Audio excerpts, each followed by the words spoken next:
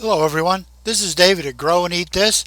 It's fall and it's time to see what's in the compost pile.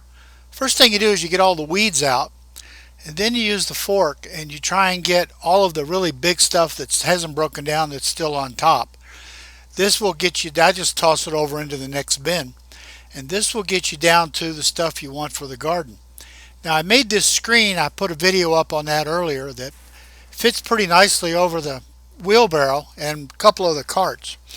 Now we're going to shovel in some of this fresh homemade compost, but we don't want any big pieces. So what we're going to do is sift it down through this half-inch screening. I think probably be faster if I had a 1-inch screen to do first and then the half-inch, but we'll go straight to the half-inch. And it won't take much time at all to fill this wheelbarrow. Now even though my 4-foot section there for the compost is only about half full, it's incredible. I'm guessing I'll get 4 or 5 full wheelbarrows full of compost, and it just doesn't get any better than that. This is all stuff that's yard scraps, lawnmowers, wood chips, kitchen scraps, anything that'll break down. Look at this stuff. You cannot buy quality compost that looks like this. So rich, ready to use.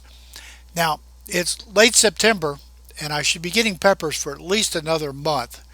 But as you can see in the beds how badly they've sunk, they're really tired. And frankly, just putting fertilizer on it is just not going to cut it. I've got bare roots showing, so they need to be covered up.